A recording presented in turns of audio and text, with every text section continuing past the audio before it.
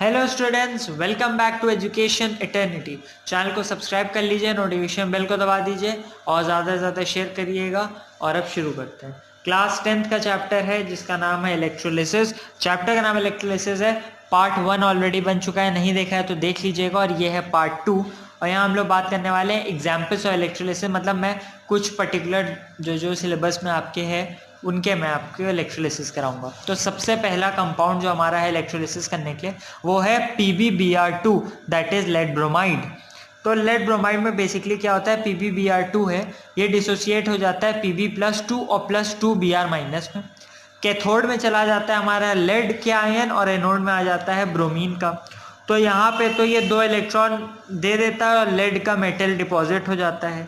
Anode में क्या होता है, ये 2Br है, तो यहाँ पे भी 2 इलेक्ट्रॉन ये ले लेता है और बेसिकली ये 2Br से ब्रोमीन के वेपर्स बना लेता है यहाँ पे। ठीक, तो अब आप यहाँ पे ध्यान दो। तो इसमें मेन क्या है, जो इलेक्ट्रोलिटिक सेल है वो सिलिका का होता है, सिलिका क्रूडिबल। इलेक्ट्रोलाइट इसमें मोल्टेन लेड ब्रोमाइड है, ये सब आपको लिखना पड़ेगा।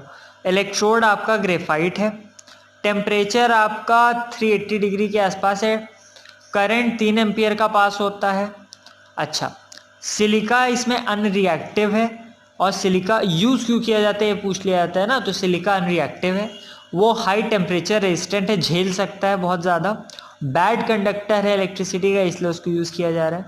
ग्रेफाइट को इसलिए यूज़ किया जा रहा है क्योंकि ग्रेफाइट एक इनर्ट मटेरियल है। और ग्रेफाइट की मतलब अगर ग्रेफाइट को की जगह हम प्लैटिनम या कोई और यूज़ कर लेते हैं तो ब्रोमीन के वेपर्स हाईली रिएक्टिव होते हैं, तो वो तुरंत रिएक्ट कर जाते हैं, इसलिए यहाँ पे उसको यूज़ किया जाता है। ठीक है, तो बस इस तरह आपसे पूछ लिया जाएगा और आपको बताना पड़ेगा। तो एक जगह तो आपका लेड क्या मेटल डिपॉजिट हो गया और दूसरी तरह आपका क्या बना, ब्रोमीन के वेपर बने।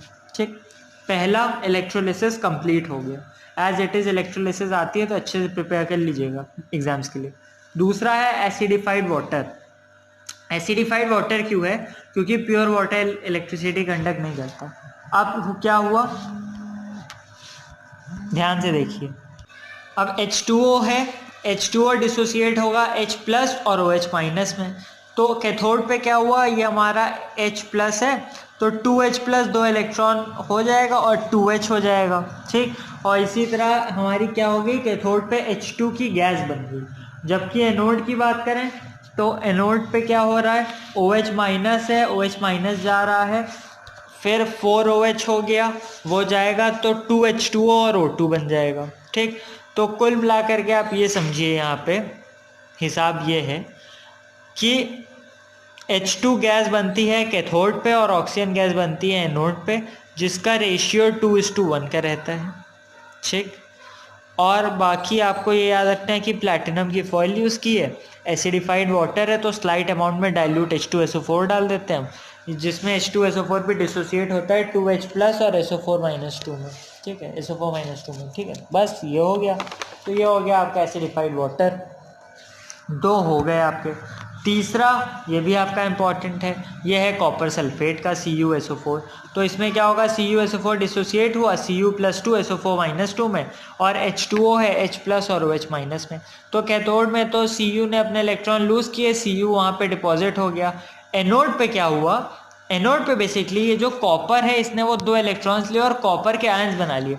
बेसिकली होता ये है कि SO4-2 और OH- सब माइग्रेट होके जाते हैं एनोड पे, लेकिन इनमें से कुछ भी डिस्चार्ज नहीं हो पाता, इसके बजाय कॉपर हो जाता है।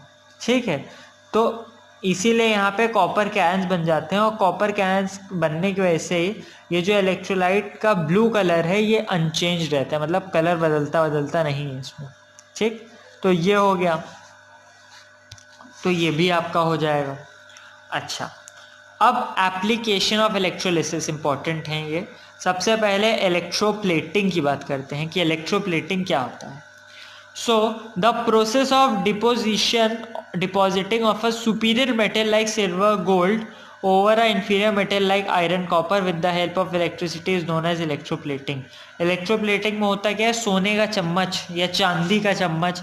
अब होता क्या है कि चम्मच है, चम्मच को बेसिकली रख दिया, यही ऐसे ही हम लोग कर देते हैं। ठीक है, जो भी हमारा ऑब्जेक्ट है जिस पे हमको कराना है, ठीक, उसको हम रखते हैं, जिससे कराना है उसका हम पूरा इलेक्ट्रोलाइट वाला करते हैं। प्रोसेस किया हमने, डायरेक्ट करंट किया। अब इससे क्या हुआ, डायरेक्ट करंट करने से जो कोटिंग है वो एकदम सही आती है। अल्टरनेट करंट को यूज़ करेंगे तो अनइवन कोटिंग होगी, इसीलिए हम लोग यहाँ पे यूज़ करते हैं। ठीक, स्मॉल अमाउंट में करंट को यूज़ किया जाता है लॉन्गर टाइम के लिए, ताकि जो डिपॉजिट है वो काफ़ी अच्छा हो। टेम्परेचर कम रखा जाता है और इस तरह ही आपका मतलब सोने का चम्मच, चांदी का चम्मच बन जाता है। ठीक है, तो ये तो सबसे पहला हो गया, जिसको हम क्या कहते हैं, इसको हम कहते हैं इलेक्ट्रोप्लेटिंग, कि एक सुपीरियर मेटल की परत चढ़ा दी इंफीरियर मेटल के ऊपर। दूसरा है इलेक्ट्रो रिफाइनिंग। इलेक्ट्रो रिफाइनिंग क्या होता है, process of purifying of metal such as copper, silver, aluminium with the help of electrolysis, इसको कहते हैं हम लोग इलेक्ट्रो रिफाइनिंग। ठीक है, तो मतलब आप ये समझिए मेटल्स को हम लोग रिफाइन करते हैं। तो जैसे कॉपर की इलेक्ट्रो रिफाइनिंग, अब आप समझ लीजिए क्या होती है।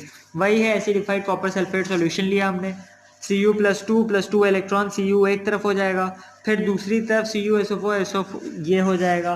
तो कैथोड पे बेसिकली कॉपर बन जाता है और एनोड पे क्या होता है, आपके जो कॉपर के आयंस बने वो कॉपर के आयंस सल्फेट के आयन से रिएक्ट कर देते हैं, तो कॉपर सल्फेट बना देता है यहाँ पे। ठीक, तो इस तरह हो गया। तीसरा प्रोसेस जो आता है हमारा, उसे हम कहते हैं एक्सट्रैक्शन ऑफ मेटल्स या फिर इलेक्ट्रोमेटलर्जी। इलेक्ट्रोमेटलर्जी क्या होता है, the process of extraction of metal from its ore. ठीक, इसको हम लोग कहते हैं इलेक्ट्रोमेटलर्जी। जैसे एक्सट्रैक्शन ऑफ सोडियम कैसे होगा, मोल्टन सोडियम क्लोराइड ले लिया, इसके बाद कैथोड हमारा स्टील का है, एनोड हमारा ग्रेफाइट का है, NaCl है, डिसोसिएट हो गया Na+ और Cl- में।